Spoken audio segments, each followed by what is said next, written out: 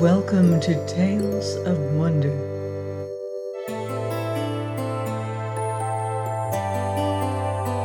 I'm Mardell,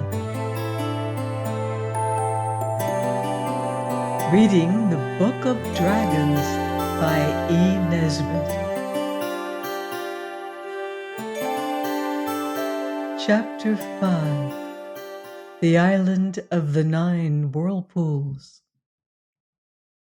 The dark arch that led to the witch's cave was hung with a black and yellow fringe of live snakes. As the queen went in, keeping carefully in the middle of the arch, all the snakes lifted their wicked flat heads and stared at her with their wicked yellow eyes. You know it is not good manners to stare, even at royalty, except of course for cats, and the snakes had been so badly brought up that they even put their tongues out at the poor lady. Nasty, thin, sharp tongues they were, too. Now, the queen's husband was, of course, the king.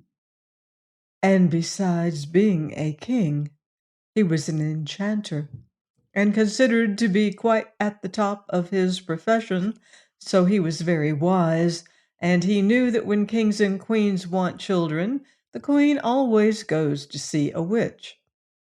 So he gave the queen the witch's address, and the queen called on her, though she was very frightened and did not like it at all. The witch was sitting by a fire of sticks, stirring something bubbly in a shiny copper cauldron. "What do you want, my dear?" she said to the queen. "Oh, if you please," said the queen, "I want a baby. A very nice one. We don't want any expense spared, my husband said." "Oh, yes," said the witch, "I know all about him. And so, you want a child? Do you know it will bring you sorrow?" "It will bring me joy first," said the queen. "Great sorrow," said the witch. "Greater joy," said the queen. Then the witch said, "Well, have your own way. I suppose it's as much as your place is worth to go back without it." "The king would be very much annoyed," said the poor queen. "Well, well," said the witch, "what will you give me for the child?" "Anything you ask for, and all I have," said the queen.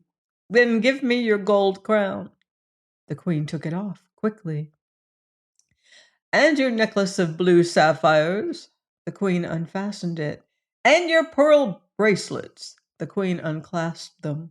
"And your ruby clasps." The queen undid the clasp.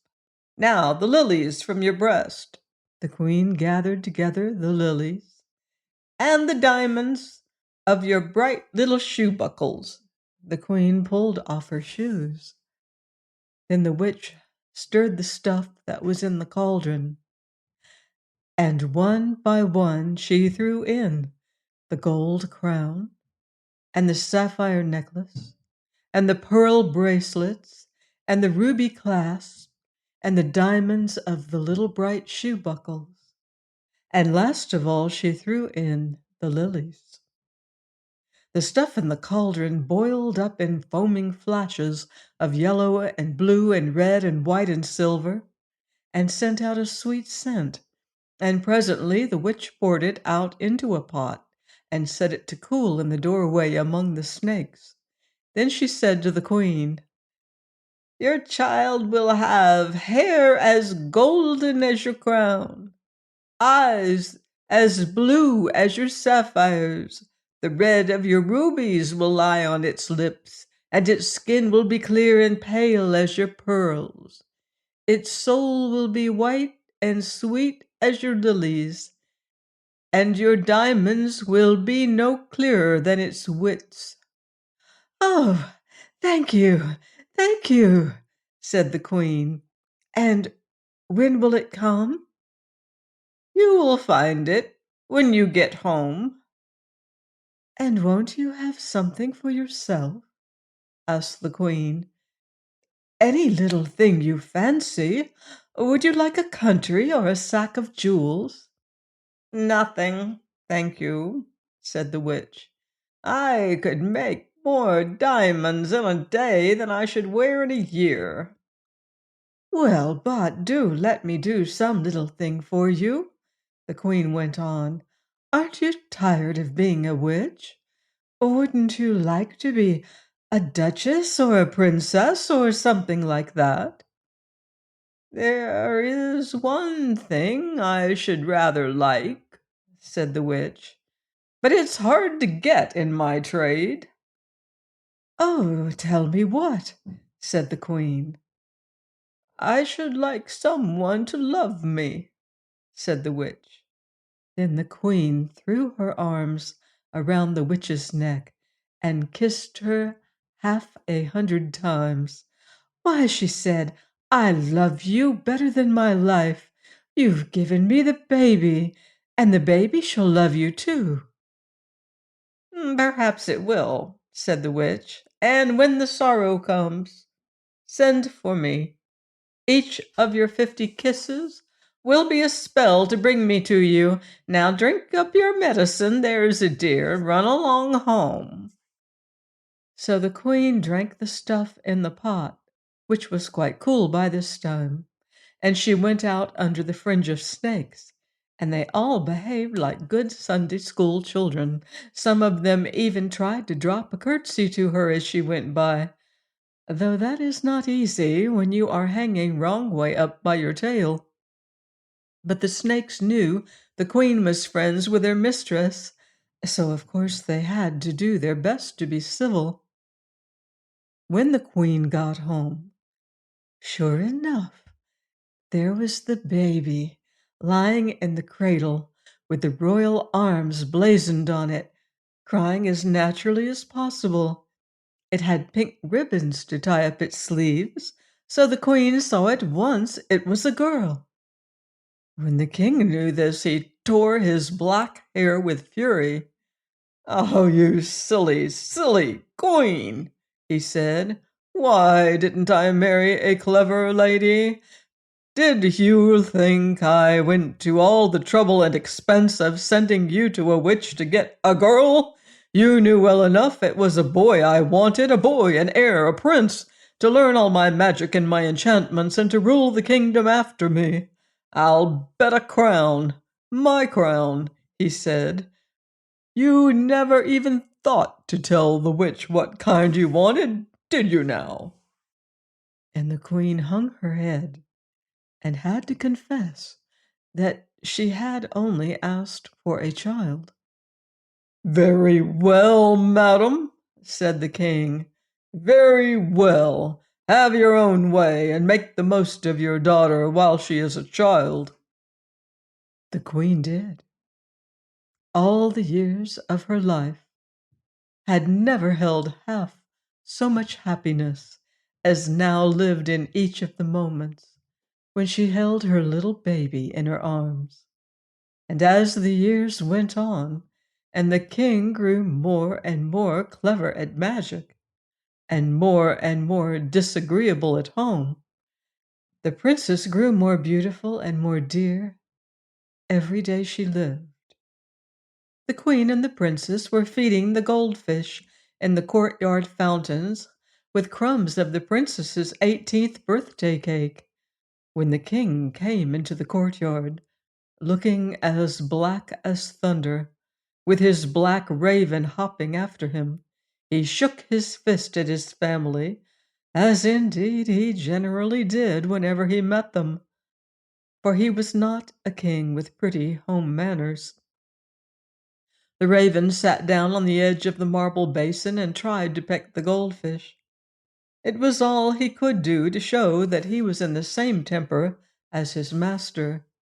"A girl indeed," said the King angrily. "I wonder you can dare to look me in the face when you remember how your silliness has spoiled everything." "You oughtn't to speak to my mother like that," said the princess. She was 18, and it came to her suddenly and all in a moment that she was a grown-up, so she spoke out.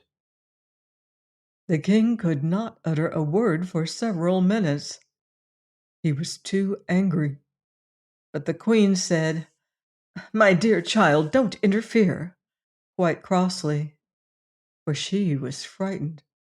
And to her husband she said, "My dear, why do you go on worrying about it? Our daughter is not a boy, it is true, but she may marry a clever man who could rule your kingdom after you, and learn as much magic as ever you cared to teach him." Then the king found his tongue. "If she does marry," he said slowly, "her husband will have to be a very clever man. Oh, yes, very clever indeed. And he will have to know a very great deal more magic than I shall ever care to teach him." The queen knew at once by the king's tone that he was going to be disagreeable. "Oh," she said, "don't punish the child because she loves her mother." "I'm not going to punish her for that," said he. "I'm only going to teach her to respect her father." And without another word, he went off to his laboratory and worked all night, boiling different colored things in crucibles and copying charms and curious twisted letters from old brown books with mold stains on their yellowy pages. The next day his plan was all arranged. He took the poor princess to the Lone Tower, which stands on an island in the sea, 1,000 miles from anywhere. He gave her a dowry and settled a handsome income on her. He engaged a competent dragon to look after her, and also a respectable griffin whose birth and upbringing he knew all about. And he said, "Here you shall stay, my dear, respectful daughter, till the clever man comes to marry you. He'll have to be clever enough to sail a ship through the 9 whirlpools that spin around the island and to kill the dragon and the griffin. Till he comes, you'll never get any older or any wiser. No doubt he will come soon. You can employ yourself in embroidering your wedding gown. I wish you joy, my dutiful child." And his carriage, drawn by live thunderbolts, thunder travels very fast, rose in the air and disappeared, and the poor princess was left with the dragon and the griffin on the island of the 9 whirlpools. The queen, left at home, cried for a day and a night, and then she remembered the witch and called to her, and the witch came, and the queen told her all. "For the sake of the twice 25 kisses you gave me," said the witch, "I will help you. But it is the last thing I can do, and it is not much. Your daughter is under a spell, and I can take you to her. But if I do, you will have to be turned into stone and to stay so till the spell is taken off the child." "I would be stone for 1,000 years," said the poor queen, "if at the end of them I could see my dear again." So the witch took the queen in a carriage drawn by live sunbeams, which travel more quickly than anything else in the world, and much quicker than thunder, and so away and away to the lone tower on the island of the 9 whirlpools. And there was the princess, sitting on the floor in the best room of the lone tower, crying as if her heart would break. And the dragon and the griffin were sitting primly on each side of her. "Oh, mother, mother, mother!" she cried, and hung around the Queen's neck as if she would never let go. "Now," said the witch, when they had all cried as much as was good for them, "I can do one or two other little things for you. Time shall not make the princess sad. All days will be like one day till her deliverer comes. And you and I, dear Queen, will sit in stone at the gate of the tower. In doing this for you, I lose all my witch's powers, and when I say the spell that changes you to stone, I shall change with you. And if we ever come out of the stone, I shall be a witch no more, but only a happy old woman." Then the three kissed one another again and again, and the witch said the spell, and on each side of the door there was now a stone lady. One of them had a stone crown on its head, and a stone scepter in its hand, but the other held a stone tablet with words on it, which the Griffin and Dragon could not read, though they had both had a very good education. And now all days seemed like one day to the Princess, and the next day always seemed the day when her mother would come out of the stone and kiss her again. And the years went slowly by. The wicked king died, and someone else took his kingdom, and many things were changed in the world. But the island did not change, nor the 9 whirlpools, nor the griffin, nor the dragon, nor the 2 stone ladies. And all the time from the very first, the day of the princess's deliverance was coming, creeping nearer and nearer and nearer. But no one saw it coming except the princess, and she only in dreams. And the years went by in tens and in hundreds, and still the 9 whirlpools spun around, roaring in triumph, the story of many a good ship that had gone down in their swirl, bearing with it some prince who had tried to win the princess and her dowry. And the great sea knew all the other stories of the princes who had come from very far and had seen the whirlpools and had shaken their wise young heads and said, "'Bout ship," and gone discreetly home to their nice, safe, comfortable kingdoms. But no one told the story of the deliverer who was to come. And the years went by. Now, after more scores of years than you would like to add up on your slate, a certain sailor boy sailed on the high seas with his uncle, who was a skilled skipper. And the boy could reef a sail and coil a rope and keep the ship's nose steady before the wind. And he was as good a boy as you would find in a month of Sundays, and worthy to be a prince. Now there is something which is wiser than all the world, and it knows when people are worthy to be princes. And this something came from the farther side of the 7th world and whispered in the boy's ear. And the boy heard, though he did not know he heard, and he looked out over the black sea with the white foam horses galloping over it. And far away he saw a light, and he said to the skipper his uncle, "What light is that?" Then the skipper said, "All good things defend you, Nigel, from sailing near that light.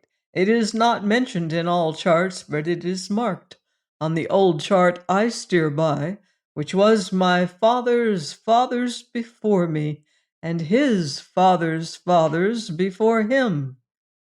It is the light that shines from the lone tower that stands above the 9 whirlpools. And when my father's father was young, he heard from the very old man, his great-great-grandfather, that in that tower an enchanted princess, fairer than the day, waits to be delivered. But there is no deliverance, So never steer that way, and think no more of the princess, for that is only an idle tale, but the whirlpools are quite real." So, of course, from that day Nigel thought of nothing else, and as he sailed hither and thither upon the high seas, he saw from time to time the light that shone out to the sea, across the wild swirl of the 9 whirlpools. And one night when the ship was at anchor, and the skipper asleep in his bunk, Nigel launched the ship's boat and steered alone over the dark sea toward the light. He dared not go very near till daylight should show him what indeed were the whirlpools he had to dread. But when the dawn came, he saw the lone tower standing dark against the pink and primrose of the east, and about its base the sullen swirl of black water, and he heard the wonderful roar of it. So he hung off and on all that day, and for 6 days besides. And when he had watched 7 days, he knew something, for you are certain to know something if you give for 7 days your whole thought to it, even though it be only the first declension, or the 9 times table, or the dates of the Norman kings. What he knew was this, that for 5 minutes out of the 1,440 minutes that make up a day, the whirlpool slipped into silence, while the tide went down and left the yellow sand bare. And every day this happened, but every day it was 5 minutes earlier than it had been the day before. He made sure of this by the ship's chronometer, which he had thoughtfully brought with him. So, on the 8th day, at 5 minutes before noon, Nigel got ready, and when the whirlpool suddenly stopped whirling and the tide sank, like water in a basin that has a hole in it, he stuck to his oars and put his back into his stroke, and presently beached the boat on the yellow sand. Then he dragged it into a cave and sat down to wait. By 5 minutes and 1 second past noon, the whirlpools were black and busy again, and Nigel peeped out of his cave. And on the rocky ledge overhanging the sea, he saw a princess, as beautiful as the day, with golden hair and a green gown, and he went out to meet her. "I've come to save you," he said. "How darling and beautiful you are."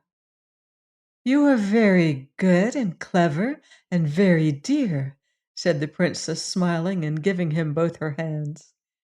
He shut a little kiss in each hand before he let them go. "So now, when the tide is low again, I will take you away in my boat," he said. "But what about the dragon and the griffin?" asked the princess. "Dear me," said Nigel, "I didn't know about them. I suppose I can kill them." "Don't be a silly boy," said the princess, pretending to be very grown up, for though she had been on the island time only knows how many years, she was just 18 and she still liked pretending. "You haven't a sword or a shield or anything." "Well, don't the beasts ever go to sleep?" "Why, yes," said the princess, "but only once in 24 hours. And then the dragon is turned to stone. But the griffin has dreams. The griffin sleeps at tea time every day. But the dragon sleeps every day for 5 minutes. And every day it is 3 minutes later than it was the day before." "What time does he sleep today?" asked Nigel. "At 11," said the princess. "Ah," said Nigel. "Can you do sums?" "No," said the princess sadly. "I was never good at them." "Then I must," said Nigel. "I can, but it's slow work. and it makes me very unhappy. It'll take me days and days." "Don't begin yet," said the princess. "You'll have plenty of time to be unhappy when I'm not with you. Tell me all about yourself." So he did. And then she told him all about herself. "I know I've been here a long time," she said, "but I don't know what time is, and I'm very busy sewing silk flowers on a golden gown for my wedding day, and the griffin does the housework. His wings are so convenient and feathery for sweeping and dusting, and the dragon does the cooking. He's hot inside, so of course it's no trouble to him. And though I don't know what time is, I'm sure it's time for my wedding day, because my golden gown only wants one more white daisy on the sleeve and a lily on the bosom of it, and then it will be ready." Just then they heard a dry, rustling clatter on the rocks above them and a snorting sound. "It's the dragon," said the princess hurriedly. "Goodbye. Be a good boy and get your sum done." And she ran away and left him to his arithmetic. Now the sum was this: if the whirlpool stops and the tide goes down once in every 24 hours, and they do it 5 minutes earlier every 24 hours, and if the dragon sleeps every day and he does it at 3 minutes later every day, in how many days and at what time in the day will the tide go down 3 minutes before the dragon falls asleep? It is quite a simple sum, as you see. You could do it in a minute because you have been to a good school and have taken pains with your lessons. But it was quite otherwise with poor Nigel. He sat down to work out his sum with a piece of chalk on a smooth stone. He tried it by practice and the unitary method, by multiplication, by rule of 3 3/4. He tried it by decimals and by compound interest. He tried it by square root and by cube root. He tried it by addition, simple and otherwise, and he tried it by mixed examples in vulgar fractions. But it was all of no use. Then he tried to do the sum by algebra, by simple and by quadratic equations, by trigonometry, by logarithms, and by conic sections, but it would not do. He got an answer every time, it is true, but it was always a different one, and he could not feel sure which answer was right. And just as how he was feeling how much more important than anything else it is to be able to do your sums, the princess came back, and now it was getting dark.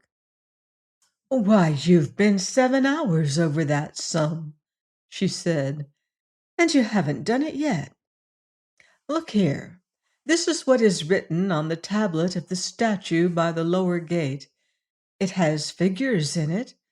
Perhaps it is the answer to the sum."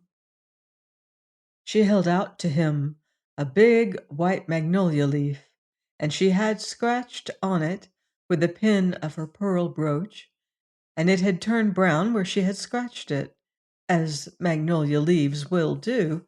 Nigel read, "After 9 days, T24, D27, PS, and the griffin is artificial. R." He clapped his hands softly.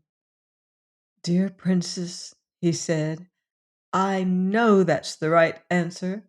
It says R, too, you see, but I'll just prove it."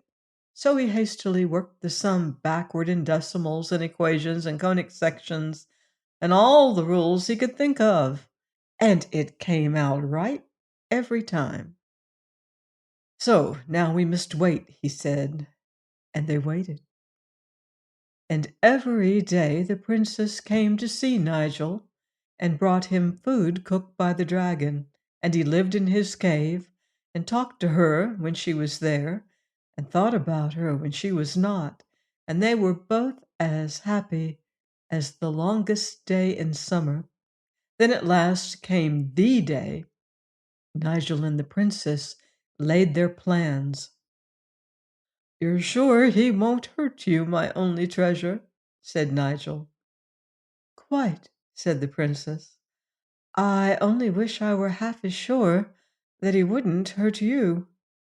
"My princess," he said tenderly, "two great powers are on our side, the power of love and the power of arithmetic.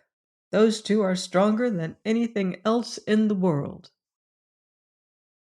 So, when the tide began to go down, Nigel and the princess ran out onto the sands, and there, in full sight of the terrace where the dragon kept watch, Nigel took his princess in his arms and kissed her. The griffin was busy sweeping the stairs of the lone tower, but the dragon saw and he gave a cry of rage, and it was like 20 engines all letting off steam at the top of their voices inside Cannon Street Station. And the two lovers stood looking up at the dragon. He was dreadful to look at. His head was white with age, and his beard had grown so long that he caught his claws in it as he walked.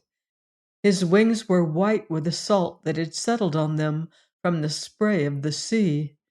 His tail was long and thick, and jointed and white, and had little legs to it, any number of them, far too many, so that it looked like a very large fat silkworm. And his claws were as long as lessons and as sharp as bayonets. "Goodbye, love!" cried Nigel, and ran out across the yellow sand toward the sea. He had one end of a cord tied to his arm. The dragon was clambering down the face of the cliff, and next moment he was crawling and writhing and sprawling and wriggling across the beach after Nigel, making great holes in the sand with his heavy feet, and the very end of his tail, where there were no legs, made as it dragged a mark in the sand, such as you make when you launch a boat. And he breathed fire till the wet sand hissed again.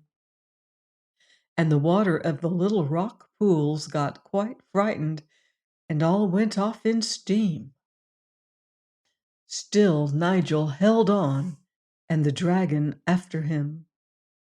The princess could see nothing for the steam, and she stood crying bitterly, but still holding on tight with her right hand to the other end of the cord that Nigel had told her to hold, while with her left she held the ship's chronometer and looked at it through her tears as he had bidden her look, so as to know when to pull the rope. On went Nigel over the sand, and on went the dragon after him, and the tide was low, and sleepy little waves lapped the sand's edge. Now, at the lip of the water, Nigel paused and looked back, and the dragon made a bound, beginning a scream of rage that was like all the engines of all the railways in England. But it never uttered the second half of that scream, for now it knew suddenly that it was sleepy. It turned to hurry back to dry land because sleeping near whirlpools is so unsafe. But before it reached the shore, sleep caught it and turned it to stone. Nigel, seeing this, ran shoreward for his life, and the tide began to flow in, and the time of the whirlpool's sleep was nearly over, and he stumbled and he waded and he swam, and the princess pulled for dear life at the cord in her hand and pulled him up onto the dry shelf of rock, just as the great sea dashed in and made itself once more into the girdle of 9 whirlpools all around the island.